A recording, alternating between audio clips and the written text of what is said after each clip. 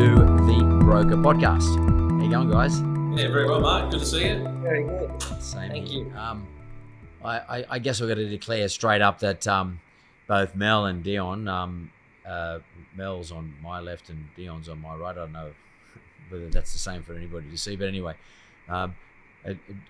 Dion's got more hair than Mel, put it that way. Not much. That's probably one way. He just hasn't had a haircut since COVID. Yeah, okay, but how's it you've had a haircut? You're in Sydney. Where'd you go to a barber, or did you do it yourself? Mate, I do it myself. Do it yourself. Good man. Yeah. So they are the principals of the Yellow Brick Road Leppington branch. But I'm not here to talk about Yellow Brick Road. I'm not here to talk about Leppington either. Well, maybe I'm going to talk about Leppington, but I'm here to talk to you two guys about the transition from being a banker to becoming a broker. And now you both were at Westpac. That's correct? right, yep. I mean, were you buddies at Westpac? We actually used to work together. So Mel actually worked for me in one of the businesses I was in. So I was the state manager for home lending, and he was the number one BDM in the country. So for residential mortgages. Residential mortgages, yeah. So BDM, but New South Wales BDM. Yeah. Correct. Yeah. Yeah. So Mel has experience as a BDM. Dion, you were the state manager. Yeah. For the mortgage business or for Westpac generally? Yeah, for the mortgage business. So I looked after all of the lenders and all the branches initially in New South Wales Metro, and then I went into New South Wales Regional. So I covered the whole state through my state manager role there. So it was quite good. So did you have a career at Westpac? Was that your whole career? Did you start off in Westpac? Yeah, I started off at Westpac in '89 as a teller, and worked my way up through to managing the lender for a while. I was in private bank for a while. Then I went into leadership, leading lenders, and then leading the state. So it was quite a big transition. And Mel, did you have a career in banking at Westpac, or were you somewhere before that? Yeah, so my career is actually, I landed in finance by accident.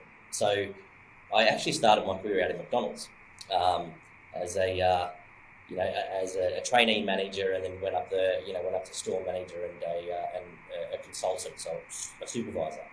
And I got tired of the shift work and the weekends and public holidays, so I was looking for a bit of a career change, and I went on Seek back in 2006, and there was a job advert for retail managers, and so I applied for it, and it was a branch manager role for St George Bank, completely left field. So I'm like, this is pretty cool. So I started with St George. I was with St George for 5 years, and then after the Westpac and St George merger, I managed to move across over to Westpac, being the bigger beast, and took on a larger bank manager role, and then did some compliance roles after being a bank manager, and then it was by accident I actually met Dion at one of the branches, and the project that I was working on at the time just it was winding up, and met Dion and introduced, and we had a bit of a chat, and then a couple of weeks later he rings me up and said, "Hey, I've got this idea. Let's launch this business development manager role." So it was the first role in Westpac of its type, and Dion came up with the idea. So then we had to sell it to the execs, and they loved the idea. So we launched it, and then 12 months later, I think we had about 12 or 14 BDMs nationally off the back of what myself and Dion did. So yeah. So it's fair to say, between the two of you, from the lender side, how a mortgage broker operates. It's fair to say. You know what it's like to be on the other side. So when the mortgage broker is really stressed out, anxious, really going berserk because his client's giving him a hard time or her a hard time, and that they ring the St George lender, or they ring the Westpac lender, or they ring the BDM. You know how the stress sort of transfers through, and you know how to deal with the broker. You know how to either calm them down or put them out of the misery one way or the other. You know that process. How has it been since you decided to leave Westpac and become a mortgage broker yourself? How has it been from being on the other side, in other words, the client side? It's probably a better way of putting it. It's been quite good. It's been refreshing, to be honest, Mark. So obviously coming from a fairly senior leadership position, there's a lot of noise that you have to deal with, but now it's just dealing directly with the customer. It's actually quite good and refreshing. We had a good understanding of what the lenders were going through at the time, or brokers go through. So it wasn't anything surprising for us that, the amount of paperwork and compliance and those bits and pieces. So it was a very simple transition, and it's getting back to what we love doing. That's helping our customers get into home. So it's been very, very good. I was talking to Aaron Milburn before, and on this podcast, and one of the things that Aaron said is that to be a success as a broker, or at least his observations of successful brokers, and he's ex-Pepper and ex-St George too, for that matter, is that you have to actually love what you're doing, and that what you're doing is actually helping a customer get set to achieve a dream. And you can't act it, you can't fake it. You have to genuinely like it, because your game has odd hours. You've always got to be available pretty much. And you've actually got to like your customers and your clients. You've got to want to go and have a coffee with them, for that matter, even if you're not doing a deal for them. How true has that become to you since you guys have operated your business? So your business was opened up. You guys started up at the beginning of this year, right? Because I was out at your branch opening. I don't know, it might have been February or something. Was it February? March, 1st of March. Yeah. 1st of March, okay. So how is it fair to say that you guys actually love your customers? You love doing what you're doing, and what is it that you think you're doing? How would you best narrate or put it into words what you do for your customer? Yeah, so I'll answer that one, Mark, because it's a really good question. And so I know from my perspective, and Dion's as well, we were in influencing roles where we really relied on our people. And Dion with his area managers and lenders, and me with the lenders, working with the lenders, in a partnership type capacity. We really relied on them to nurture the relationships that we built with the customers. The great thing for me moving into the broker world is I get to practice what I preached. So now there's the buck stops at me, and I deliver the experience, from A to Z. So that's been really enjoyable. It's given me more control, obviously, of the outcomes, but also, it's building our own business and our own brand in the local community as well, which has been great. So maybe I ask you, Dion, what is the experience? I mean, what is it, do you think is the experience that a customer expects, or what is the experience that YBR Leppington, well, more importantly, Dion and Mel deliver to their customers? I mean, you can put YBR in front of them, that's all great, but it's really Dion and Mel. I mean, you're the dudes, and by the way, all your support staff. What is the experience that you think you deliver to your clients, customers, and sometimes their friends and family, for that matter? But what is the experience? What would you call the experience? How would you describe that experience? Yeah, look, I think it's definitely around the customer being in the centre. So it's making sure that we maintain contact with the customer, they understand what's happening along the process of the loan. It's also our experience in how to structure lending as well. That's very important for our customers. Like, we're finding customers that are buying and selling, and sometimes they get that piece wrong, and just having the experience and guiding them through that journey of how to do that properly. That's one of the keys that we have. But just the simple things as well, getting things done on time, correctly, asking once, in a smooth process. They just want you to get the job done for them, and that's what we're here to do, and get it done the right way to make sure they're set up for the future. Yeah. I mean, because I know if I was, like, for me, I mean, there's no way I would want to get involved in the torture of getting a home loan approved if I was trying to get one myself. I'd quite happily hand it over to a broker and say, mate, just do it. Yeah. Because it doesn't cost me anything. And once I know that it doesn't cost me anything, I think, well, if it's not going to cost me anything, I might as well get someone to do it for me. More importantly, it's a difficult process. Get someone who's bloody good at it to do it for me. What are the things that you say to your client? So, okay, let's just go through the process. You get a lead, or you know someone down the road, or you meet someone at the pub, or you're at a barbecue and you see someone there and they pick you out and they say, listen, could I come talk to you next week? Once you've got that appointment, What's the first thing you say and or do in terms of your interaction with your customer? When you're first meeting, let's assume it's post-COVID and you have an opportunity to sit down and talk to them. What do you do? I mean, do you just make them feel comfortable, or how do you go about it? I mean, I don't care either one of you can answer this. Well, what's your process? Yeah, so for me, it's introducing ourselves, our business, and who we are, and what our experience is. It's like a personal value statement, I guess, and just get them comfortable in understanding the experience that we have and how we can help them, and then go through the process of how to get them from where they are today into where their dream home is into the future. So it's just giving them that comfort that we know what we're talking about and that we can bring them along the journey and get them to where they want to be. And Mel, would you add to that?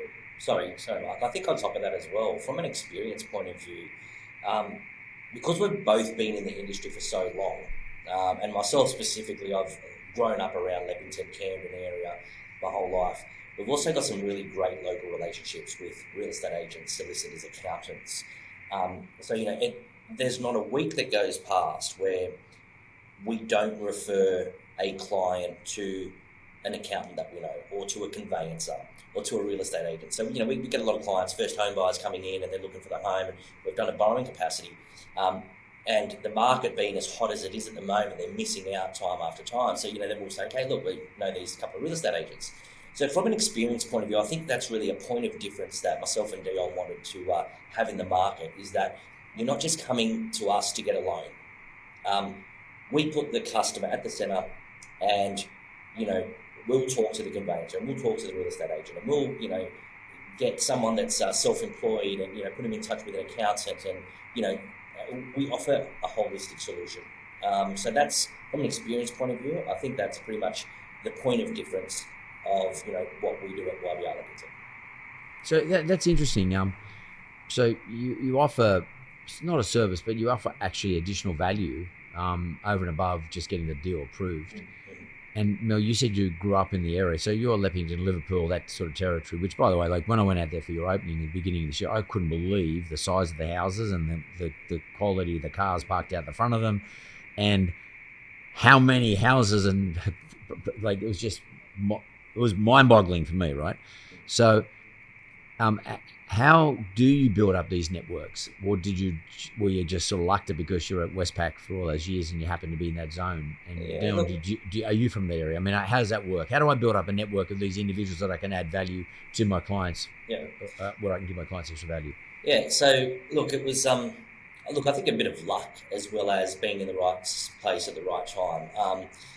I was fortunate enough that my father was actually in earth moving, and he knew a lot of people in construction development, and the people that are basically developing these areas now. So I had from a young age I had connections with my father's friends and acquaintances and colleagues.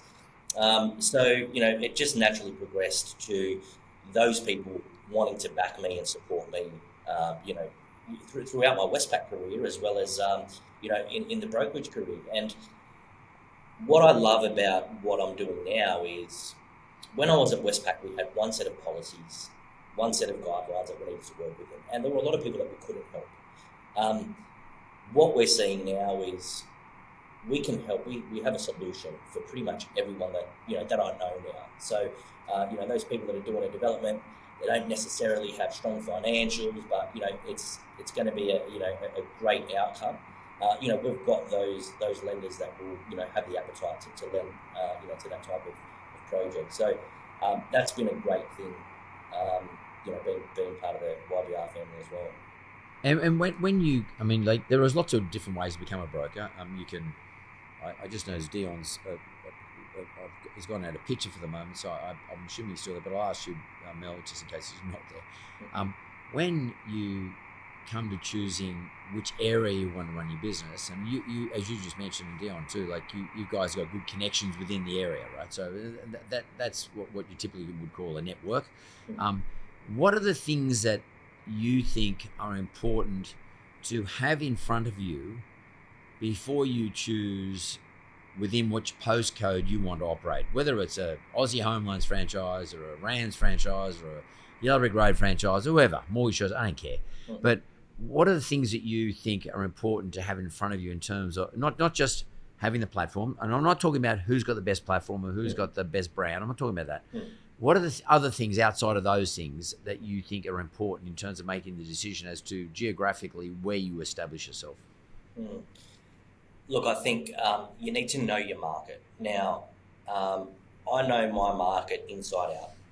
I know future developments, I know current developments. I know the 10-year plan for the area.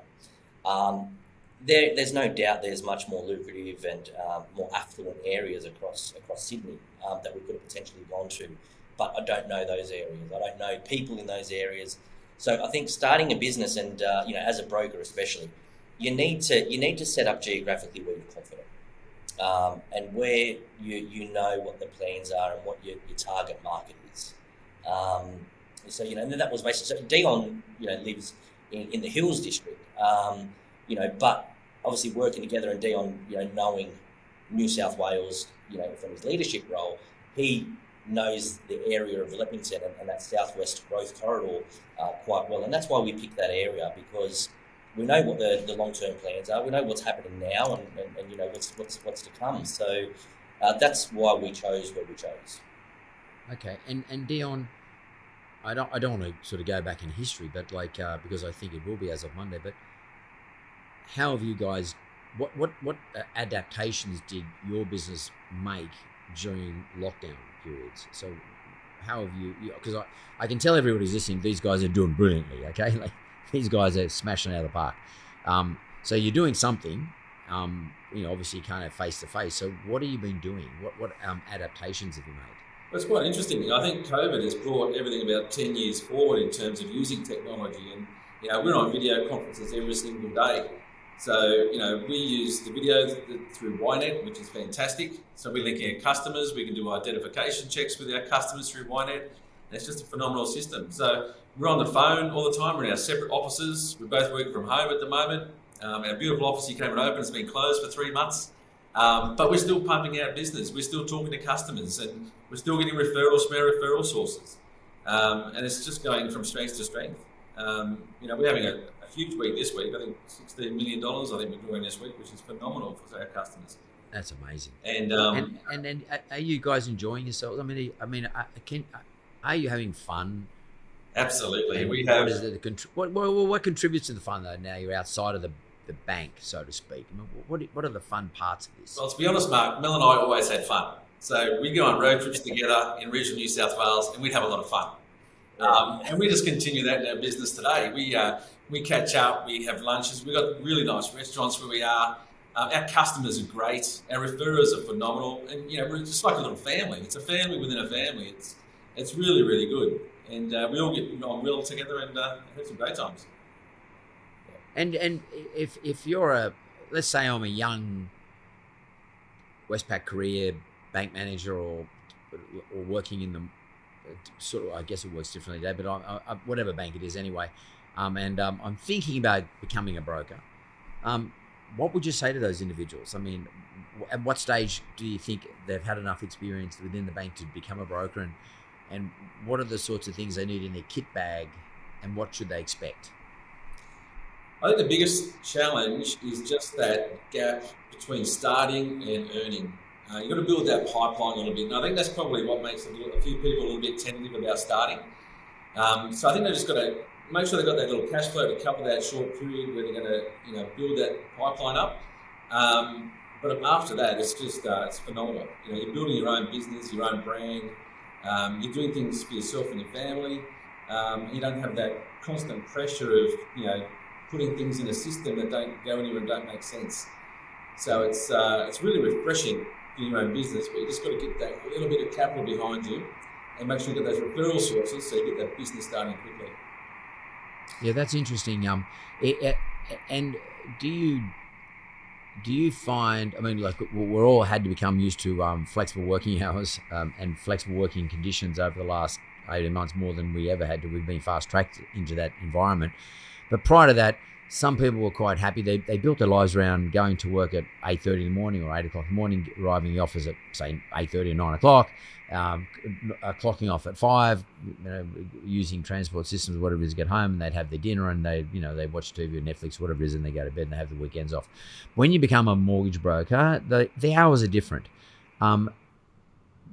But do you think, is it fair to say to people looking at doing what you've done, is it fair to say that your life somehow adjusts around the hours? Because you would spend a lot of your hours when I'm finished my job. Like I might be finished at 5 p.m. I can now talk to my broker at 5:30 because I'm busy doing other stuff.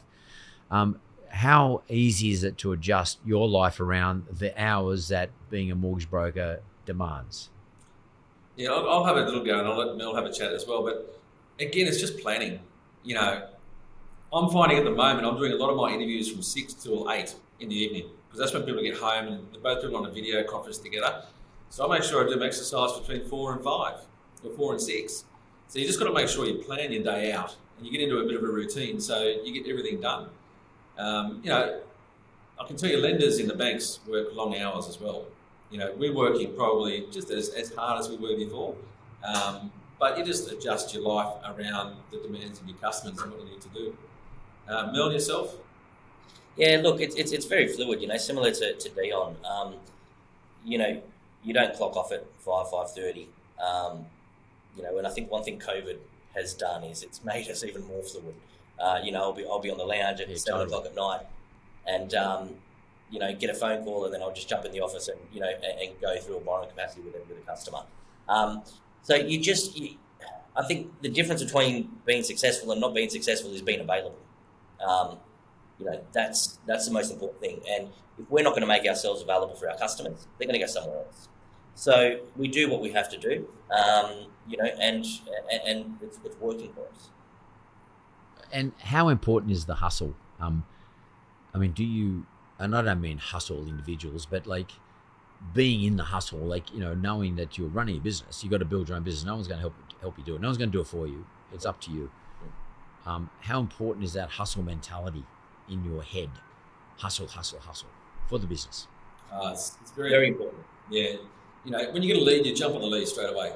You don't leave it a week, a day, or an hour. You're straight onto it, and you call the customers back. And you're on the phone constantly. And if you're in a meeting and another customer calls, you text them and say, "I'll call you soon." So you always, making sure people are aware of what your availability is, and you're always getting onto customers very, very quickly. Yeah, and the same for me. I know there's been in the early stages of us starting out, there was probably a week where we went a bit quiet. Right, we were really busy. Then there was a week, and my first thing was, "Shit, Dion, what are we going to do? Like, I haven't had a phone call this week." 1 week, and then it's like you just got to gear up. And then so I'm hitting phones and I'm talking to referrers and local business people that I know, and then all of a sudden you just get an influx, right? So then you get to a point, but if you do too much of it, where you start letting people down, right? So you've got to balance it really well, where you can maintain relationships and hitting expectations without burning people. So getting that right has been a learning curve for us as well.